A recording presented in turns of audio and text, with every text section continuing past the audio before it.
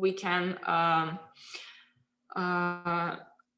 save the energy, save water. Any of those resources are crucially important because they come from the same source, so they need to be, they are also finite and they need to be saved. Waste management is another area that is, that many of us know how important it is right now for our country, and not only, basically for the whole world.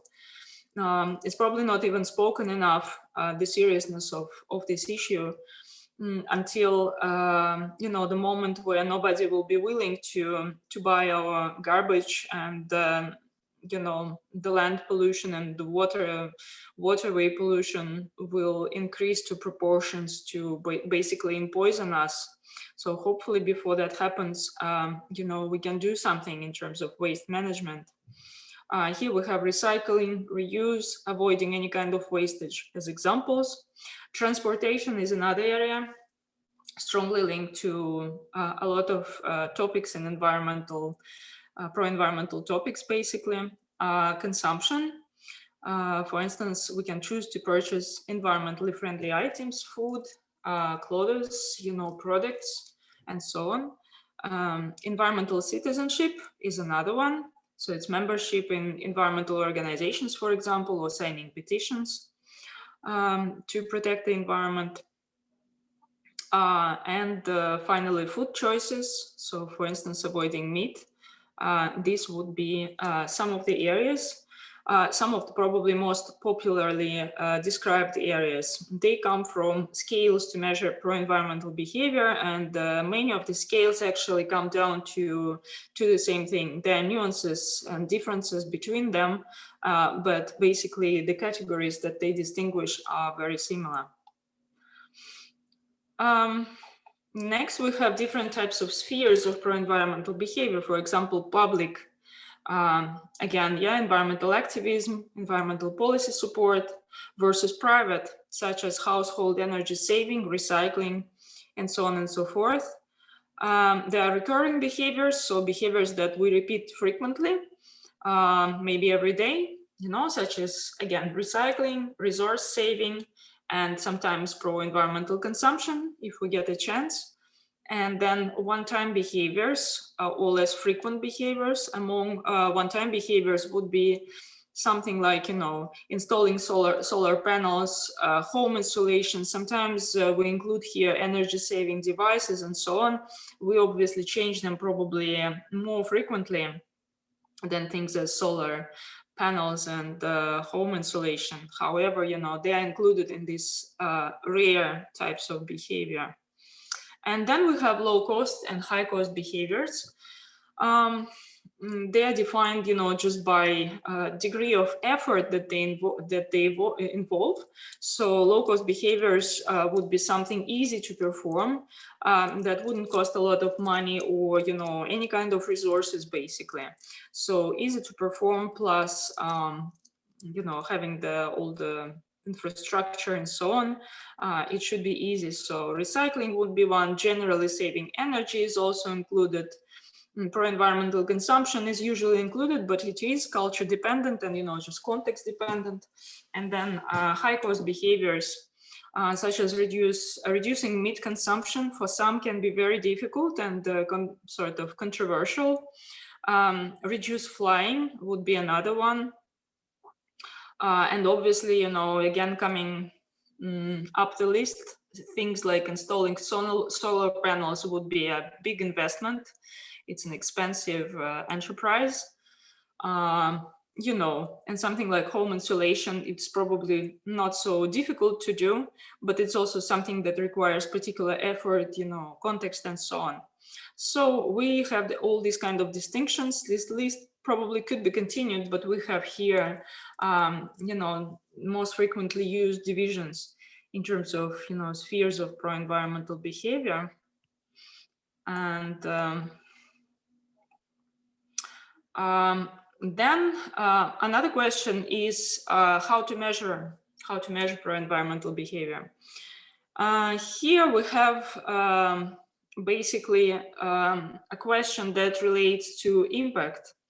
impact of behaviors is really important for policy making, because what policies aim at is to be able to produce a result overall, for instance, economic result or environmental result or result of any kind. Yeah, it's also linked to politics in itself. You know, what sort of political direction we are going in. And that determines what policy will be, what policy expectations would be, policy aims, and obviously the results are very important. So here, the main point is that some behaviors are not, you know, sufficient to just to consider in terms of you know, of them being pro-environmental. The problem with recycling, you know, leaving alone the fact that that reduces a problem related to waste management, some of these behaviors would actually be probably more important and more impactful. Also, what is important here is that some of the behaviors would be impactful in some areas. For instance, recycling would be relatively impactful in the area of, you know, waste management, but it would be less meaningful for areas related to CO2 emissions and climate generally. For instance, when we, you know, when we consider environmentally friendly consumption, we can find that, you know, organics, basically people go for organics. So something that is grown without chemicals, that also, you know, helps, on the other hand, small economies, yeah, local economies, and so on and so forth. Like in Russia, we encourage farming nowadays. So, and organic is also starting to become, you know, a little bit more popular, I think. So the problem with organics, I don't think this is really a problem in Russia, but it is definitely a problem in the West. In terms of organics, when they're transported from another continent or another country, that has a huge carbon footprint, basically. So in that case, transportation, all the pollution and all the CO2 emissions that has generated totally, you know, negates the positive impact of that being organically grown. And there are many examples like this. So depending on what we want to do in terms of policy, we need to, and in terms of advice that we can provide to population, definitely, we should consider all these different cases of figure and probably suggest, you know, the least harmful options and the most positive, you know, environmentally friendly options that tick as many boxes as possible. Yeah, and of course, you know, when we now we'll talk a little bit about measurement of pro-environmental behaviors. Here, we have subjective impact and actual impact, and population is not always very aware of what is more impactful and what is less impactful. So it's us, those who work in the area related to the environment, those who possess this knowledge, who should explain, you know, what is really crucial. So usually in environmental psychology, we measure pro-environmental behavior with mainly surveys, and to a much lesser extent, but sometimes using interviews and using diaries. So asking people to keep diaries for some time, the two qualitative measures. So the most typical measure would be a Likert scale in surveys, where we ask people questions or give them statements such as, you know, I usually recycle old newspapers. We're asking them, yeah, how often do you recycle old newspapers, and giving them options of answer. Usually the two opposite points of the scale. The only problem, as usually with scales, is that they are subject to different sorts of biases, measurement errors, and so on and so forth. But nevertheless, they work. And a lot of research in environmental psychology shows that they do work and they are very useful. However, what strengthens the validity of self-reports often is also the use of objective measures. So it's good to use that alongside, any sort of objective data, like observational data, directly observing people's behaviors, or using any kind of objective indicators of behaviors is also very helpful. So now I will speak a little about psychosocial determinants of pro-environmental behavior. There are many of them, and I'll probably stop here today on the most, some of the strongest predictors and probably more frequently discussed. One of them is values. For those who don't know, values are abstract, desirable, transsituational goals that serves as guiding principles for people's lives. So things like social justice, freedom, clean environment, tradition, and so on and so forth. Schwartz was one of the main figures introducing and, developing the theory of values and producing a very important methodological instrument to measure them. So here, for instance, what is important to us here, the different types of, motivations and different examples of values. Among them, you see environmental protection. Probably the most important here is that values of self-transcendence, such as universalism and benevolence, here are defined as helpful, forgiving, honest, social justice, broad-minded, protecting the environment, and equality. They are usually strongly related and predicting pro-environmental behavior, whereas values of self-enhancement, the opposite here, so it's, for instance, social power, wealth, authority. You certainly can recognize, why they would be negatively generally related to the environment. So they refer to dominance over the environment and other people also, not only the environment. So a lot of that works in this way. Or the values of tradition, somehow they are not strong, they're not predictors really of pro-environmental behavior. However, self-transcendence is. Values usually influence behavior indirectly via specific beliefs, attitudes, and norms. For example, if we were only directed by our values, probably our behavior would be, our pro-environmental behavior would be compromised, in the sense that if we were planning a holiday in Galapagos, following our values for biodiversity, very happy to go and visit the place to watch the turtles, to see the beautiful landscapes. We would quickly realize, if we were an environmentally friendly person, understanding the consequences of our actions and so on, having pro-environmental norms in terms of, engaging in non-flying, reducing our carbon emissions and so on, that a holiday in Galapagos just to see the beautiful turtles and, landscapes is not going to really be, following our values ultimately, because that would generate, a lot of emissions.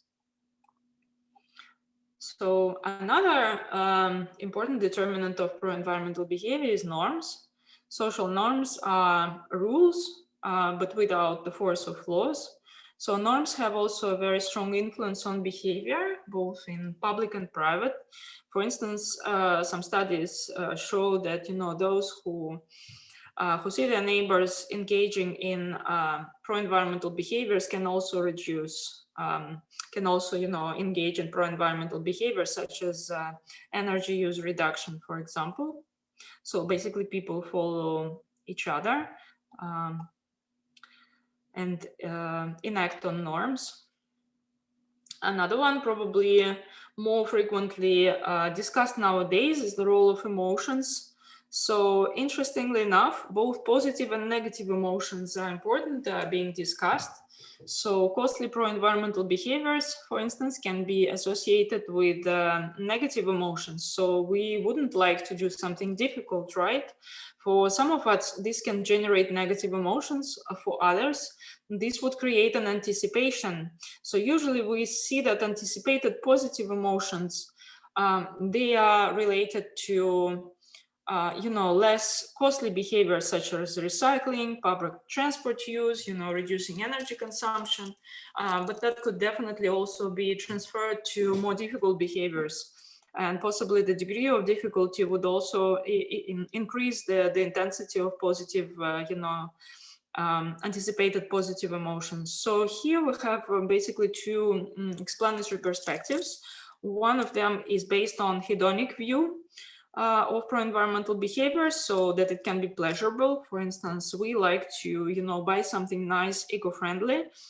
Here's another problem that, if we buy too much eco-friendly, is that really eco-friendly?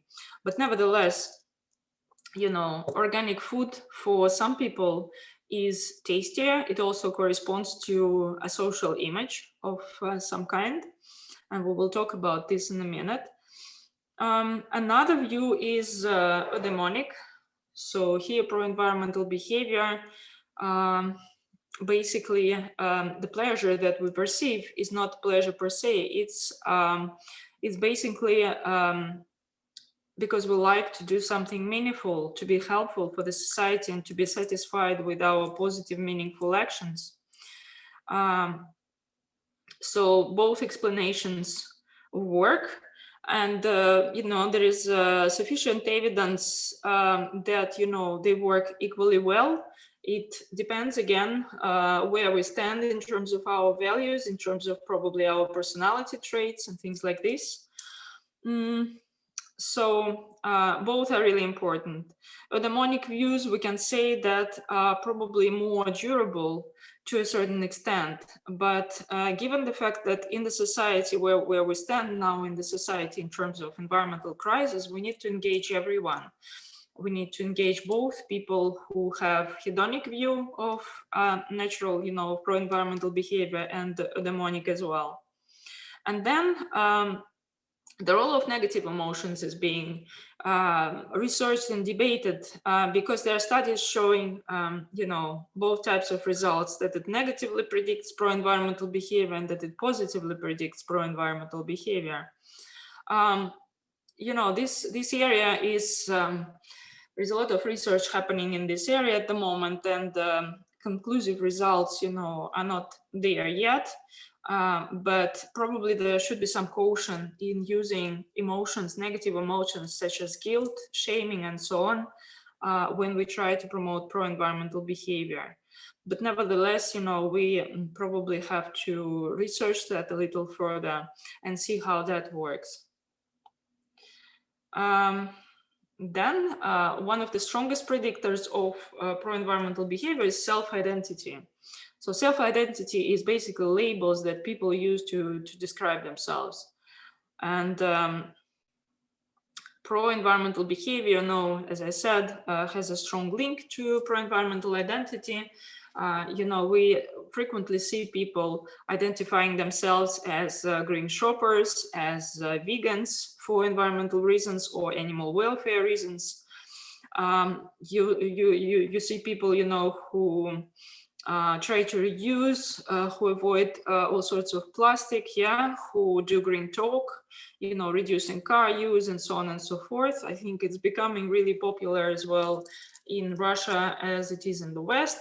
And very often in our country, as well as I think in other places too, when we deal with strongly pro-environmental people, usually these people have a strong pro-environmental identity.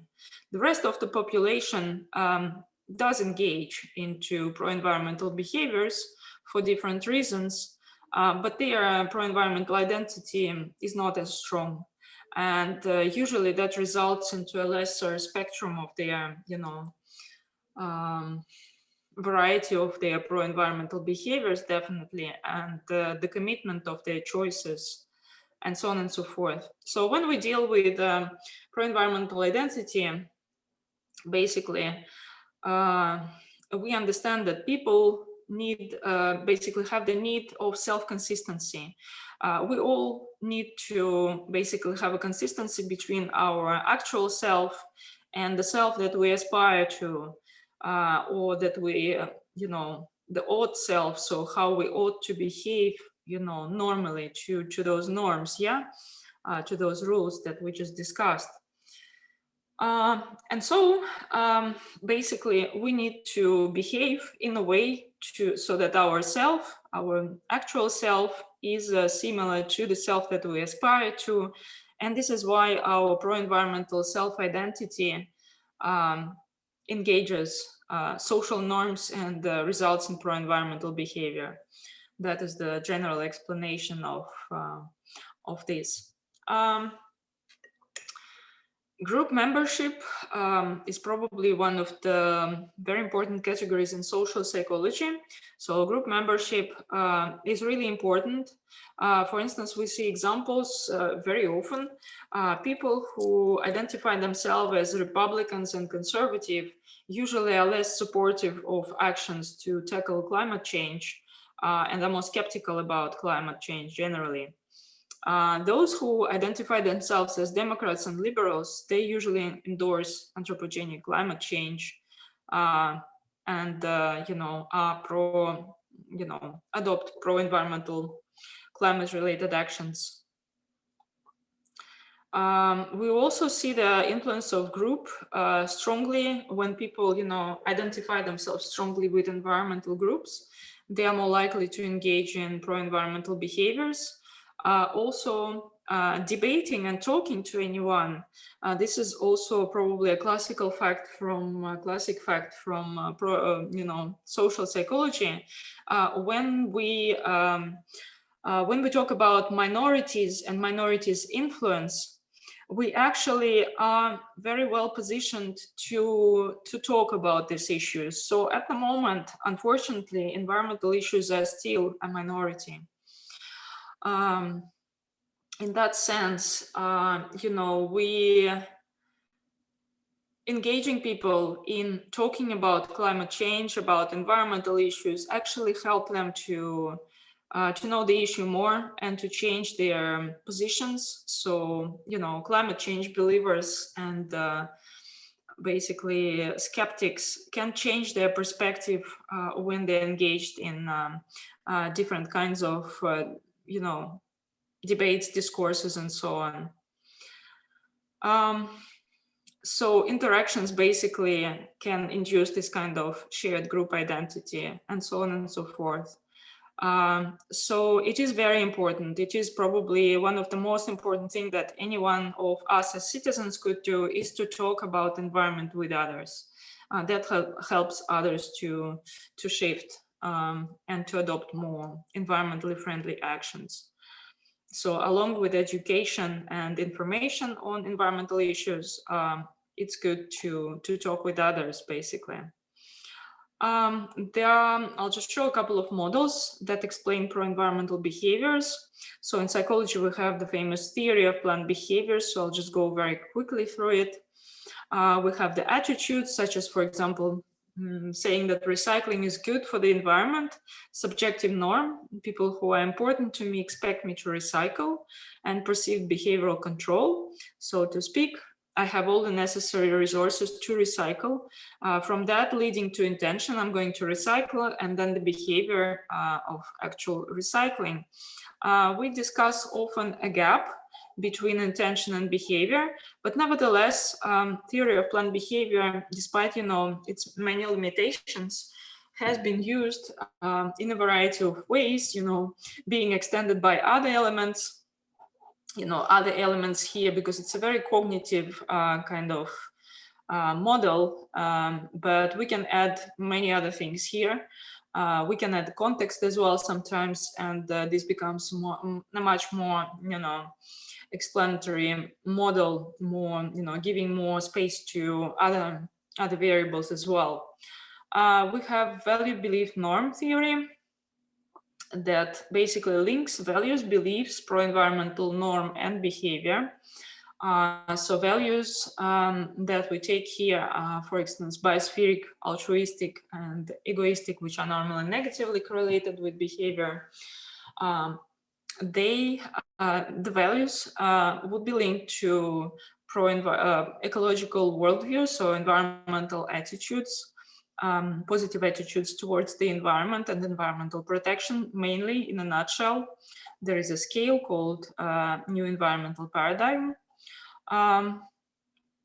connected with awareness of consequences of our action on the environment, as well as ascription of responsibility, which means basically ascribing our responsibility of our actions for the impact on the environment, can create a sense of obligation to take pro-environmental action and to conform to the, basically to form the norm and to conform to it. And then that can lead to different types of behavior, you know, those that we find normally, you know, there are many of them investigated. What we know is that there is a very good fit of this model to explain more easy behaviors than more difficult ones. That does work. But, you know, there is such a variety of and such a big amount of pro-environmental behaviors that are low cost that if we did, you know, them in combination and enacted as many of them as possible, that would actually result into a very good impact, yeah, as we talked initially. So that's important to consider. And then we also discuss about personality and cognitive determinants of pro-environmental behavior. These areas are slightly less researched than all the psychosocial ones. And, you know, I just couldn't put in the talk quite, you know, the complete picture of all the correlates, of all the determinants. And I don't think we have actually stopped coming up with studying new ones. So, you know, the field is quite big, and we need to understand pro-environmental behaviors from as many points of view as possible to be able to change them, of course, ultimately. Among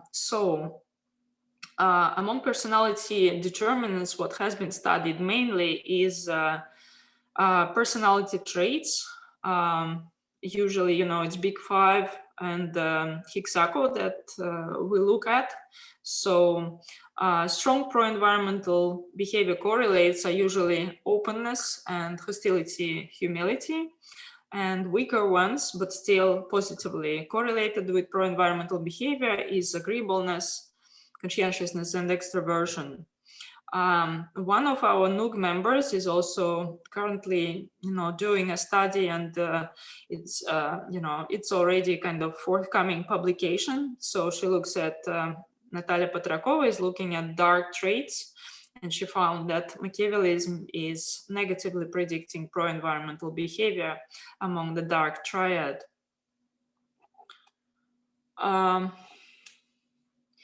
Cognitive determinants also quite, you know, there is very little research still, but cognitive consistency was found, you know, a long time ago to lead to pro-environmental action, again, because humans seek for congruence in their cognition and in their behavior. We also have as a positive correlate cognitive flexibility, so ability, for instance, to shift, yeah, cognitive skills, perspectives, and so on and so forth. Ability to do that, you know, to be flexible in our thinking, can explain pro-environmental behavior. And then we have also another field, which is, you know, heuristics of behavior. So what is environmentally friendly and what is environmentally harmful can be slightly misleading.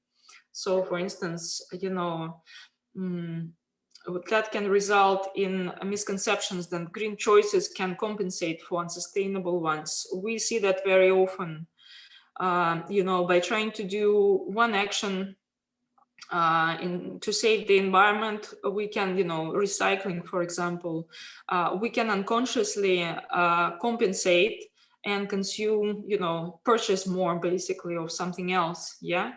and we can you know, probably overuse some kind of resources and so on. So, you know, we have this kind of bias in thinking that we have already done something for the environment, so now we can relax and do something else. So that should be carefully considered and probably included in communication as well, when we talk to population about these things, which I don't think is very frequently done. Usually we just recommend people, you know, what are the top 10 actions, you know, to save the climate or to save the environment. But we rarely speak to people about the sorts of, you know, cognitive biases that they may have, and that's actually very important to educate people about, you know, a variety of these issues. So hopefully, as we advance, we will also be able to do some seminars for open audience, you know, and see how that goes, you know, in terms of educating people about pro-environmental behaviors. And then we have an interesting phenomenon called behavior spillover. So that means basically it's the original concept is that engaging in one behavior could lead to engaging in similar kinds of behavior aligned with the same goal, basically. So if I conserve energy at home, that could lead to conserving energy at work, for example. Or if I stop, you know, if I reduce flying, then I would probably reduce, you know, using my personal car.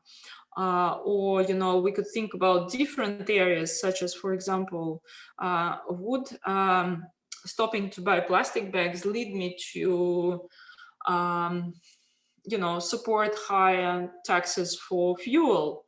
Not necessarily, probably, yeah. So it depends from which areas of behavior should belong to the same areas to be able to have that link. At the moment, there is a lot of research on this, and mainly findings are not very, you know, in favor of the hypothesis of behavioral spillover, but sometimes it can be found. So, for instance, in our study that we did in the UK, a few years ago, we saw that in England, so we did the evaluation, basically a natural experiment with 5p charge for plastic, single-use plastic bags that was introduced in England as a policy. And we looked, you know, we evaluated the impacts of this charge, and then we looked at the acceptability of other similar hypothetical though policies, such as, for instance, a charge, similar charge on, you know, coffee cups, you know, disposable coffee cups, obviously, bottle return deposit scheme, and other things. And we did find that there was a spillover. So people who stopped using plastic bags were more happy, you know, we're more happy to and more accepting of, you know, wanting other types of policies in this area. And just approaching the end, I will quickly talk a few things about encouraging strategies to encourage pro-environmental behavior. And we will speak a little bit at the end about actually what we are planning to do as this research group and what sort of agenda that we see is important to develop in Russia. So informational strategy and the information provision is one of them. Basically, it's based on the assumption that we need to increase our knowledge in some areas. We can provide information on environmental issue or environmental issues, environmental situation, and then information on taking action to solve this issue. So just providing information is not really effective. And this is why we often hear that information provision is a cheap, yet not very efficient way to, you know, influence people's behaviors. Basically, to be more efficient, information needs to be tailored, so aligned with people's, you know, particular interests, values, maybe personality types, models, yeah, and norms. And then it also needs to be combined with other measures and other policies to be more efficient. Another type of informational strategies is providing feedback So what is often used now, we all going for smart homes more and more, people get more and more interested in this. And as we all have all sorts of meters, water meter, meter for the gas usage, for household gas, and for, electricity, obviously, for energy. Having a meter at home is really helpful.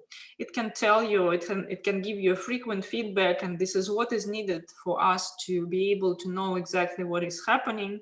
It is discussed that we should, have meters and, digital devices that help us to estimate the amount of CO2 emissions that we generate for this to be more efficient, and so on and so forth. And what has also been found that non-financial factors can actually be even more effective than the just the monetary ones. Speaking about savings is not as efficient, because this comes down to the fact that we all understand that it is we save something, so people know that they don't need to be told that. But if they are given for instance, information on health, so in Los Angeles, where pollution air is very high, appealing to health information was very helpful. So if you stop using your personal car, that reduces such amount of air pollutants. So, and that works very well for people. Basically, not only speaking about the environment, but also speaking about human health in relation to the environment as co-benefits of environmental improvements can actually be appears very efficient. A lot of us think in terms of efficiency of rewards and penalties. These are probably the most frequent and the most debated systems. Well, to an extent, both of them work, and it really depends, what types and how they're used, what sort of rationale is used when they're enacted. Again, here talking about economic interest and self-interest can be less efficient than if we use the environmental narrative. So plastic bag charge, for instance, in England was perceived as very justifiable for environmental reasons. So because the campaign was not only, in terms of, you have to pay now for all your plastic bags, but because the campaign for a while before it was introduced used a lot of images on television, on all sorts of visual sort of posters and so on, they used a lot images of animals suffering because of plastic waste, and just basically images of plastic bags hanging on trees and so on and so forth. So nature is degraded because of our overuse of plastic bags. That has helped people too, so that the images stayed with them, and for them it was becoming more justifiable to introduce such a charge, and the charge was actually very well accepted by the population in our studies. Communication is crucial on environmental and climate issues. We should use the best technologies available, and we have a lot now. So we know, for instance, that text is less efficient than all sorts of images and videos. And, we have VR, and we have a lot of technologies nowadays that we should definitely use. Storytelling and metaphors are more useful than, just some kind of dry information. So examples and so on and so forth are helpful. Also, framing around co-benefits really helps. We do have, things like threats to national security that are really important, because climate change can threat our national security, can threat our public health in future, and is already, doing that now in some countries. Can threaten our cultural identity, because if we lose some places due to climate change or, environmental degradation, our culture is also eroded. It can impact our social capital, and so on and so forth. So all these co-benefits could be used, when talking about and explaining to people the importance of environmental and climate issues. And we should emphasize solutions, as research shows, solutions over hopelessness is usually more helpful. Because if that creates fatigue, the danger with overusing negative emotions is fatigue that is created, and fatigue can be a barrier to engagement. And finally, we should use what I call a whole society approach. So working alone is not sufficient to tackle complex or wicked problems. One of these problems is basically environmental problems are considered to be complex, wicked problems. Technological change is definitely not sufficient to tackle environmental issues because a majority, or at least, a big part, more than a half of it, is behavioral or social. So we do need to engage population as much as possible. This is why in the beginning I was saying that it is extremely important to engage social sciences in dialogue on environment and climate. And finally, all these actors that should come together as scientists, experts, businesses, industry, politicians, policymakers, population, educational sector, and many more other actors should come together to tackle climate change.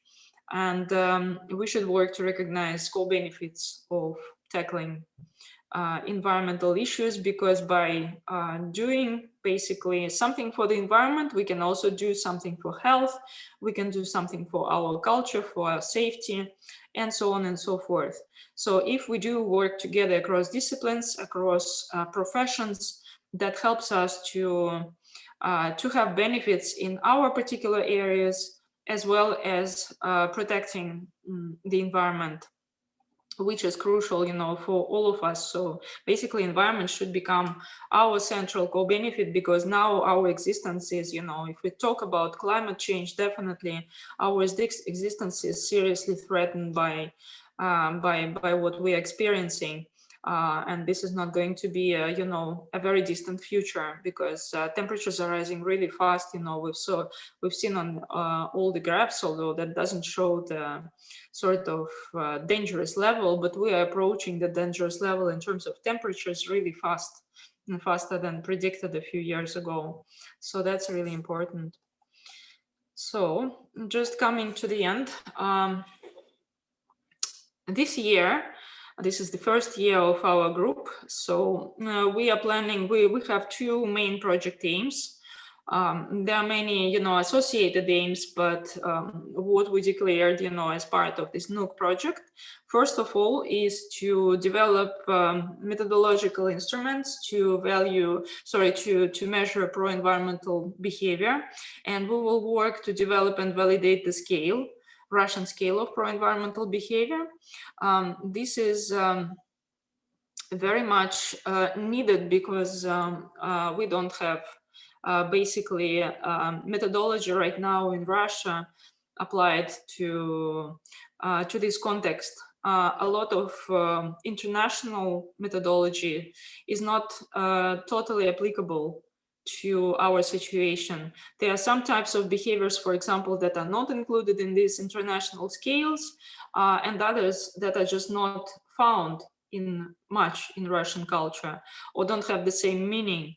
We can have a lot of debate here, but nevertheless, what we want to do, we want to find really meaningful ways to measure what exists in this culture, and probably plan for what is to come soon, because the situation is evolving really fast in terms of pro-environmental behavior in Russia, and there will be other types of behaviors basically coming to existence soon. And then we also continue to study the determinants of pro-environmental behavior, but in the Russian context, and as some of our studies have already shown, it has some specifics. So it's important to talk about cultural context. Cultural context generally is not talked much about in environmental psychology in general, and we think that it is really important.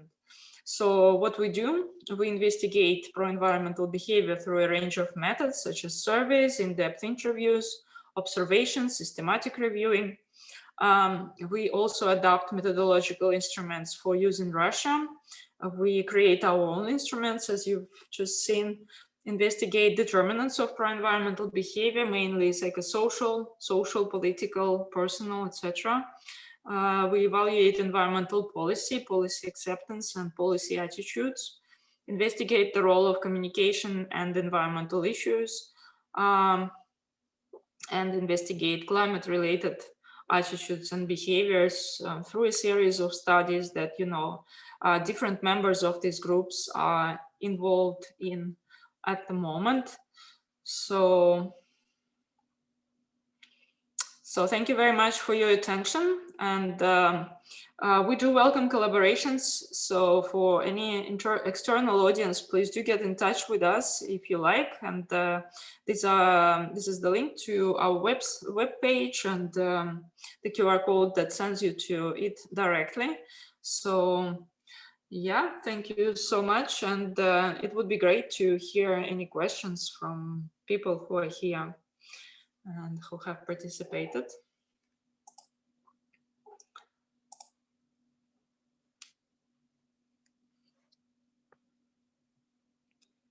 So are there any questions? I just wanted to say thank you, Elena Vladimirovna, for this report, for this great overview of pro-environmental psychology, and it was really great to hear, even though I work. Even though you know the area. Okay. Yeah. Thank you. Yeah, we have a couple of hands raised. I don't know whether people want to ask some questions. Yeah, I can start, I guess. In terms of the work on creating this scale, we talked to several experts, and I heard, I guess, 2 times from 2 experts that as much attention is paid to such behaviors as recycling and waste sorting, those behaviors are not as impactful and are not as important in terms of emission saving or in terms of climate change. Like, they're not very important, but we are paying too much attention to them.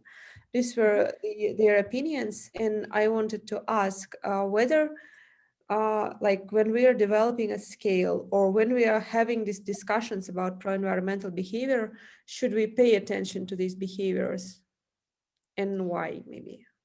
Yeah, definitely, I think we do. We do need to pay attention to them.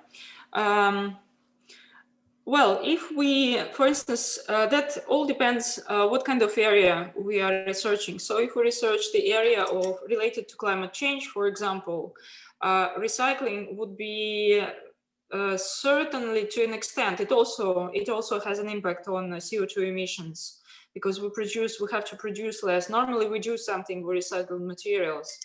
So we do produce, provided that we have technologies that help us to produce something new without, extracting new materials, that can be also carbon sort of positive. However, if we talk about general impact on the environment, I would say that the situation is such that definitely recycling behavior should be included. What we need to avoid is an emphasis. So if we reduce everything, so being environmentally friendly, if we reduce them to low impact behaviors such as recycling or occasional, reuse is better, because reuse avoids us, avoids buying something new. It avoids production, the whole chain. So that is very, very important. But recycling is less so. And if we overemphasize such areas as recycling in terms of, associating it in people's minds as something, as being eco-friendly, that is a danger, obviously, yeah. So, However, and this is why I talked a little bit about the situation with waste management in our country, but I don't think it's only Russia. It's basically everywhere. The West, the West is a little bit better in terms of, basically tackling recycled waste, but a lot of it is sold to other countries. And China is, for example, refusing nowadays to buy recycled waste. There is far too much. And other countries would refuse them, one by one. So West also would need to think what we basically need to achieve is less waste generated like we used to do. Why there is so much waste nowadays, non-organic waste? Because we have too much packaging. There is, our production went, way too far somehow. And so to an extent, recycling is helpful, but it doesn't solve the problem, and it shouldn't be overemphasized, I think. And there are certain kinds of behavior of the kind. Probably if we thought about, the scale of available pro-environmental behaviors in Russia, even, that would probably be one of the lowest impacts, but still important. So, and it's also important probably from the point of view of engaging people into something, pro-environmental already. So if they started to do something and if they were consistent in it, that would help them further on, to I'm not expecting any behavioral spillover here, but what I'm expecting is that people start to engage in pro-environmental culture overall. So that would help them to engage in other actions, give them some hope at least, that something is happening. Because basically it's right now the only public policy available in Moscow in terms of, environment. It's the recycling. So I think, Any other questions? I have a question, but firstly, thank you very much for such comprehensive lecture. And I have couple questions. The first is what objective measures can be used for measuring pro-environmental behavior in Russia, for example? Yeah, well, actually anywhere, I guess. Observations are really good. So observing people's actions other than, just reading their self-reports. For instance, I can tell you the example of the plastic bag charge project. We had two types of so-called objective measures. Well, even three probably. We asked people to keep diaries, and in the diaries, people were asked to provide photos of their recycling bins and also receipts from their shopping. So we could see whether they bought a bag or not, for example, a plastic bag or any other kind of bags. And also there were some other behaviors that we were asking about, so we could judge by the purchases, what people did. But most importantly, we observed their behavior of using plastic bags when they were exiting supermarkets. So we did, well, interesting enough, the data coincided very much so. So we measured before and after the charge was introduced. We measured with surveys, and we also measured that with observations, and the data was matching, basically. Self-reports are not as bad, but if we can complement them with observations that we are on the safe side, that's really helpful. So, and also, to an extent, I guess, diaries and interviews, quality of interviews actually give information. People actually tell how they do and why they do. So that's kind of difficult to simulate, especially if a large amount of interviewees tell you the same thing in terms of their behaviors and in terms of their reasoning.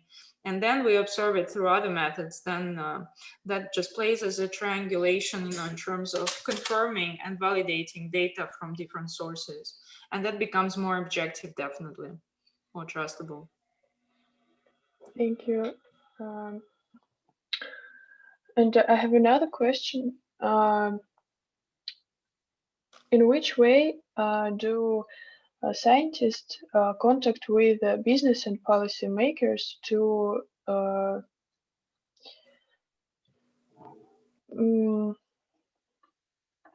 convey their findings? Yeah, that's that's a very good question, because we we talk about this a lot, and I actually have a course right now teaching a course on this, how we can communicate findings from our research to non-academic audiences. Well, I guess the short answer is to engage with them. It's already a huge step, because a lot of academic staff, researchers and, professors and whatever, they just don't talk much to non-academic audience. They don't give many interviews to public. They don't engage with the policymakers, which can be, challenging sometimes. Actually, why would you go and talk to a politician? If a politician comes to you and asks you questions, that's more easy. But going the other way around can be perceived as something scary and so on. And generally we just do what we have the possibility to do so and the time to do. So here, we do research, and they, do any kind of practical work. In the West, it's much easier, because that is encouraged by all sorts of means. It is encouraged through, I guess, the fact that policies are developed in consultation with scientists. In Russia, I think it's less so. We don't have a lot of instances where this is happening. So I think basically what we should do in this case is to look for, basically any kind of collaborations between disciplines first, and then form consortiums and form groups of expertise, and then go and contact governments and organizations. Also in Russia, we have the popularity for environmental work, at least of non-governmental organizations, is quite high. So these issues are very popular with them. And if we start working with professionals from non-commercial organizations, non-governmental organizations, that should be quite a good start. I don't know when our governments will be transparent and open. I guess transparent is not the word, but open enough to hear scientists. I don't know when this will happen. Maybe they are already, but we don't know it. Again, yeah. So there are ways probably to, when we generate some evidence from this project or from, any other projects, we can share them. For instance, what we did with the plastic bag charge study, the study was not commissioned by the government, but when we were, because we were basically evaluating policy, we knew that government will become interested. So data was presented to the government. We went ourselves, we had some contacts, and we went to speak with them, and they indeed became very interested and wanted to, to commission some other research, basically. So yeah, and the way we talk about this should be very clear to people. So they're not going to read scientific papers often, or they're not going to give, give big reads to, all our detail on data, methods and statistical analysis.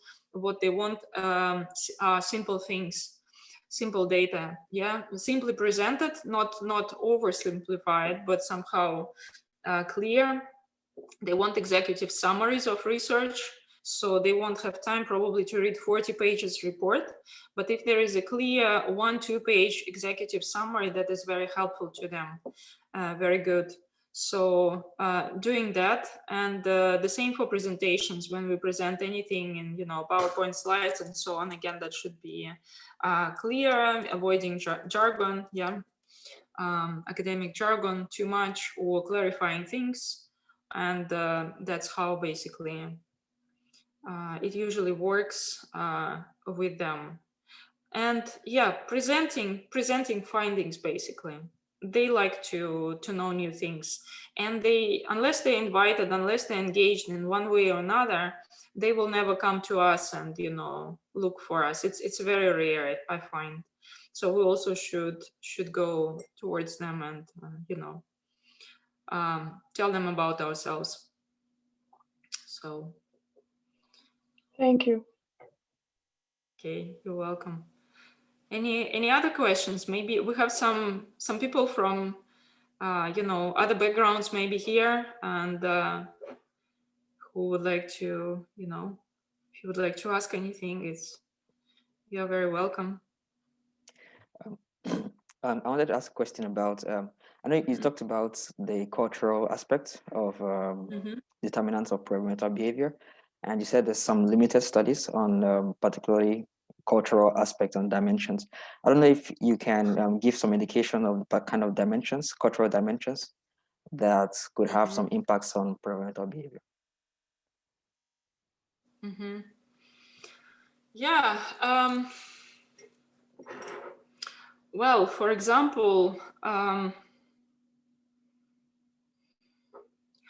well, what we do find is that occasionally determinants of pro-environmental behavior can vary from culture to culture.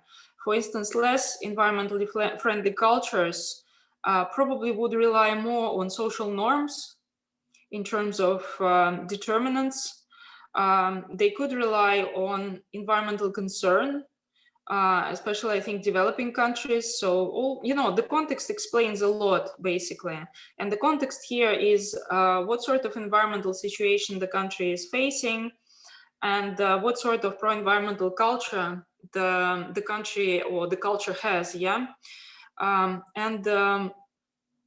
And I guess here, when we talk about low pro-environmental profile, as we have in Russia, for example, right now, relatively low, a lot of factors such as environmental identity and pro-environmental norms, and in some cases pro-environmental concern, will come to explain pro-environmental behaviors. So it will be basically the most hardcore environmentalists or people who worry, who will care, and, you know, who would recognize their actions as supportive for the environment, because we deal with self-reports again, yeah, and with basically with the fact that we measure a variety of actions that may not be perceived as pro-environmental in a particular culture. This is what we have in Russia. So we have all this range of actions. Of course, people save energy, but are they really aware that saving energy leads to reducing their carbon emissions? Not so much, not often, yeah. It's actually, it would be, yeah, we have some statistics already, and we're just going to run a new study shortly and see what are the perceptions of, you know, climate change and people's knowledge on climate change and so on and so forth. But it looks that we're not a very aware society. So yeah, I think it's just specifics of context, you know, how pro-environmental problems are prominent, whether we trust for instance, our governments enough to be able to tackle climate change or environmental pollution or anything like this. And all of this can impact pro-environmental, you know, action somehow. So people could actually take the role of, you know, protecting the environment themselves more than those who, you know that the government will protect them, as is the case in the West, for example. This is probably what we have in Russia in terms of such an amount of environmental organizations who are really active, as opposed, unfortunately, right now, yeah, to the official policy. Sometimes this is you know, largely discussed issue. And however, you know, what is happening with our government now is that the country has just signed a new strategy So president is going to control and receive reports starting from next year in terms of what has been done to counteract climate change, mainly adaptation to climate change, plus all the action to protect the environment. So we will see where that where that will go and to what that will amount. So I think there is some kind of I think the country is starting to become more aware of the situation overall, and yeah, hopefully that will lead to some more action. Yeah, so, and as I was saying, yeah, basically cultural aspects of pro-environmental behavior are not as well known probably as because basically the data that we have comes from Western countries, and it continues to be so. There is very little, information on what's happening in the rest of the world, and fewer studies, basically much fewer studies from other cultural contexts. And it's not sure that the same determinants, as I said in the beginning, would be prominent for other countries and other cultures than those that are currently discussed in the West, I think. And also we have to come up with a hierarchy of determinants. And I think that's quite difficult, I guess, even considering what we have in the West, because that could change, situation that can be subject to particular situations and particular measurements that we choose to run and so on. So meta-analysis in this kind of area, for instance, would be really complicated, I would imagine. Otherwise, people would come up already with a very clear, environmental psychology would have a very clear structure, what's more important, what's less important. And we know that values are the most important. Let's enact on values and let's just do that. No, actually, it looks more that we should play on all of them as much as possible, because we know that some of them work better than others. So in Russia, yes, environmental identity would be number one, but that's only a small amount of people, very, very small kind of environmental activists and so on. So if we know that norms are good, then that's something that we can do for everyone, because environmental norms, pro-environmental norms, are probably not as frequent in Russia. So what if we did more education on environmental issues, yeah, and then explain what people should actually do, how to do that and so on, and basically creating and enforcing, reinforcing, social norms would be great. Because if it only holds to personal norms, then again it's restricted to particular people, and usually those people already tend to be with a strong pro-environmental identity. So, and I think importantly, we need to investigate more of that, yeah, in our culture. So we're interested in a particular culture. So now we're in Russia, so we'll be looking at Russia, but we also should look at other countries and understand it in depth within a cultural context, and then come and speak and discuss it also to international audience.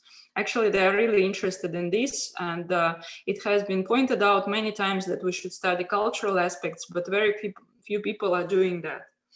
There are sort of intercultural differences discussed here and there, but generally that comes down to some kind of validations of questionnaires, internationally, and then, it worked in many countries and so on. And we come to the fact that as if there were no cultural differences between, but actually they are. And I think we should use something that is, last thing here is, there is such an indicator. It's called gross national happiness. It's slightly in opposition to GDP, gross national product.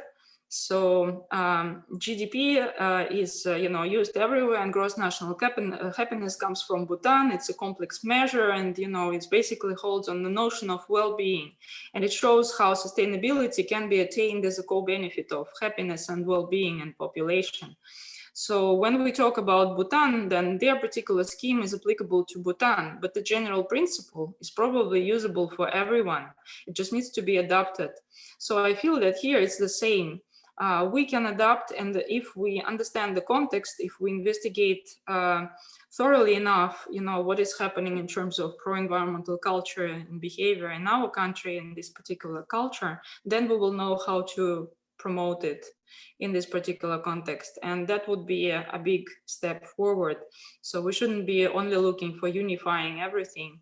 That is helpful, but then, and we should cooperate definitely a lot and learn from each other and, use the measures that, developed for other contexts and adapt them.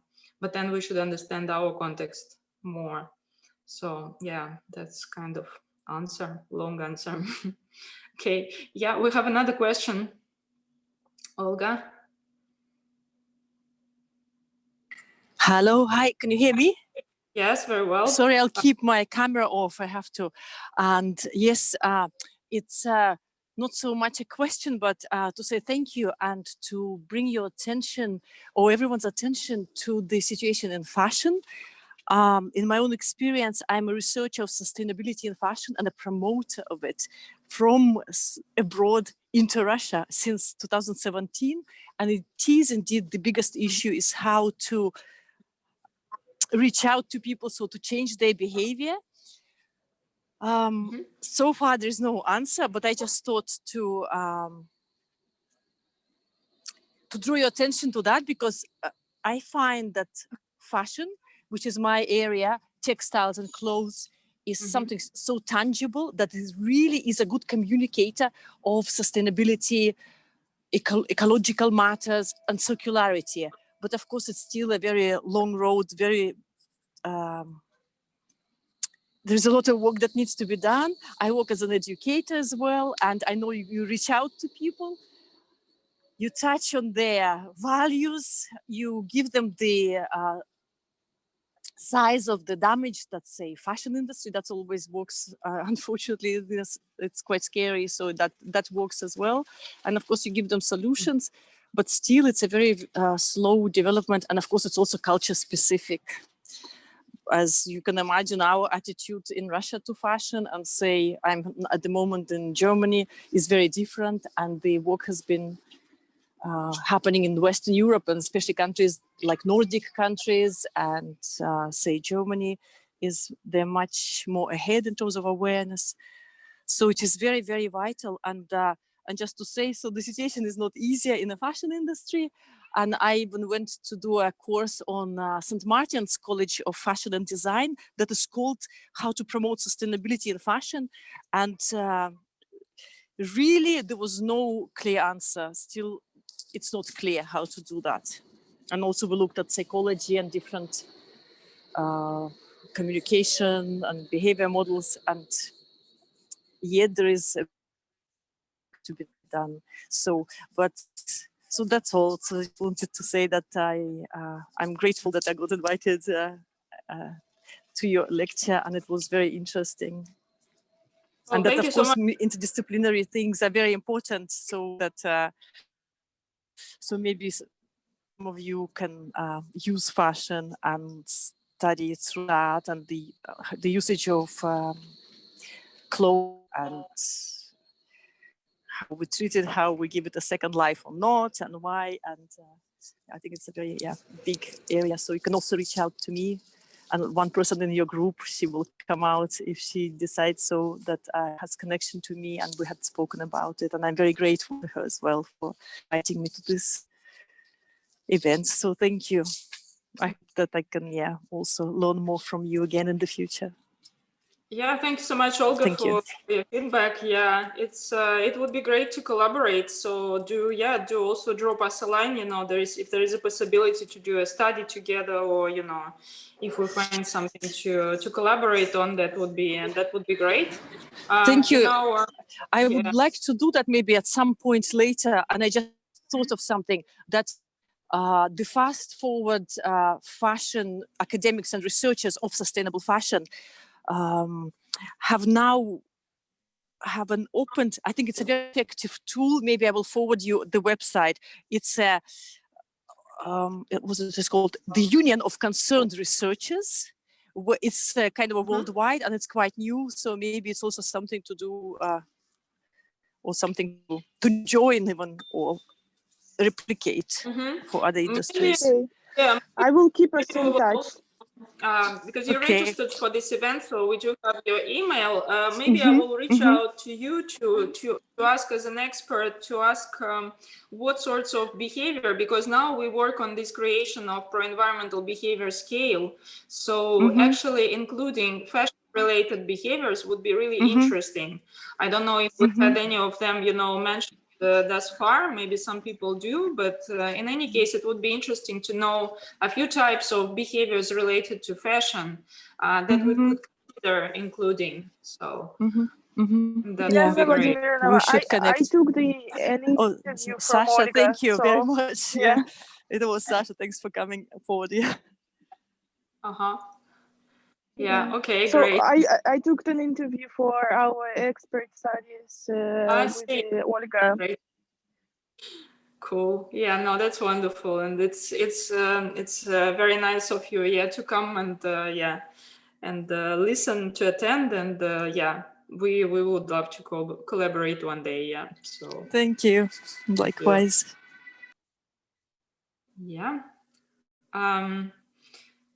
Do we have any other questions of people? There are more people here that we haven't met, and if you have any comments or any questions, would be great to hear from you.